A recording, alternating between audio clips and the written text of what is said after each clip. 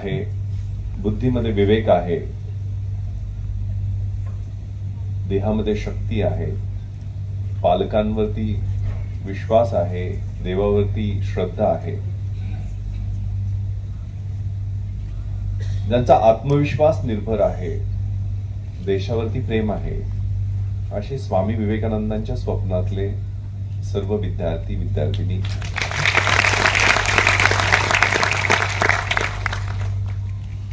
लोहा जितना दबता है उतनी ताकत भरता है, सोने को जितनी आग लगे उतना प्रखर निखरता है, हीरे पे जितने घाव लगे उतना खूब चमकता है, मिट्टी का बर्तन पकता है तो धुन पर खूब खनकता है, सूरज जैसा बनना है तो सूरज इतना जलना होगा, नदियों सा आदर पाना है तो पर्वत छोड़ निकलना होगा, और तू तो आदम का बेटा है क्यों सोचे राह सरल होगा।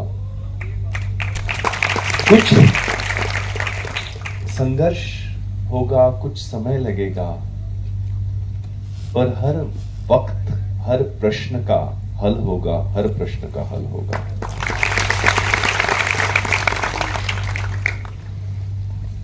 या ठिकाणी जो कार्यक्रम आयोजित केला आहे शिक्षण विभागाने,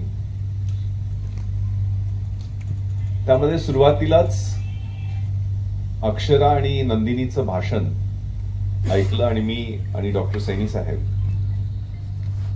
दोघं अत्यंत आश्चर्यानं या दोन मुलींकडे पाहत होतो, कारण आम्ही दोघांचा भूतकाळ आठवत होतो की आपण शाळेत असताना असं बोलत होतो का।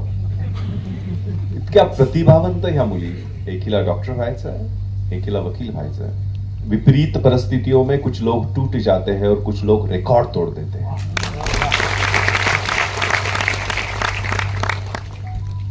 आणि पलीकडच्या मॅडम मला सांगत होते की सर ह्या टॉपर सगळ्या 6च्या 6 एक काहीतरी मुलगा आहे, बाकीच्या वास मुलीच आहेत, त्यांना 96% 95% असे मार्क मिळालेले आहे। या कुंदेंदु तुषारहार धवला या श्वेत वस्त्रावृता माता सरस्वती या मुलींच्या स्वरूपात या बीएमसीच्या शाळेतून, यांच्या विचारातून, यांच्या उक्तीतून, यांच्या कृतीतून प्रतीत होत आहे असं मला वाटतं। सैनी साहेबांनी मला 15 दिवसापूर्वी फोन केला होता, त्यावेळेला मी सुट्टीवर जाणार होतो आणि सुट्टीवरून आल्यानंतर मी थोडासा आजारी पडलो, पण आमची कोल्हापूरला गट्टी होती, गट्टी म्हणजे टीम। आयजी होतो, ते कलेक्टर होते आणि महापुराचं संकट कोल्हापूरवर आलेलं होतं, त्यावेळेला आम्ही एकत्र टीम वर्क आणि कामराडरीनं काम केलं। डॉल्बी सिस्टम कोल्हापुरात बंद करणं हे खूप मोठं चॅलेंज होतं, ते आम्ही दोघांनी तिथलं बंद करू शकलो। एकत्र काम कसं करायचं, टीमला सोबत कसं घ्यायचं, कारण हा कलेक्टर आयजी हा 5 जिल्ह्यांसाठी परिक्षेत्राचा एक सुपरविजन अधिकारी असतो, पण एक्झिक्युटिव्ह हेड जिल्ह्याचा जो असतो कलेक्टर, सगळ्यात महत्वाचं पद शासनाचं कुठलं जिल्हा स्तरावर असेल तर ते जिल्हाधिकाऱ्यांचं आहे। आणि त्यामध्ये त्यांच्याकडून खूप गोष्टी शिकता आल्या आणि सगळ्यात महत्वाचं शिस्त हा पण त्यांच्याकडचा एक गुण आहे बरं का, कारण ते पॅरामिलिटरी फोर्समध्ये कमांडंट म्हणून अगोदर कार्यरत होते, नंतर ते IAS मध्ये आणि युनिफॉर्म मधली शिस्त सुद्धा त्यामध्ये दिसून येते आणि तीच प्रतीत होते, ज्यामुळं त्यांच्या नेतृत्वाखाली महानगरपालिकेनी जे काही इनिशिएटिव्ह घेतले, म्हणजे 5 वर्षात मुलांचं ग्रॅज्युएशन पूर्ण होत नाही तर त्यांना 7 वर्षांचा अवधी दिला पाहिजे, कारण professional courses, technical courses, medical courses हे 7 वर्ष पूर्ण करण्यासाठी ग्रॅज्युएशनसाठी वेळ लागतो, त्यामुळे ती स्कॉलरशिप एक्सटेंड करण्याचा निर्णय अतिशय visionary, innovation in head, compassion in art, passion in the belly and vision in the eyes, हे जर काय पाहायचं असेल तर सैनी साहेबांकडनं मी शिकलेलो आहे।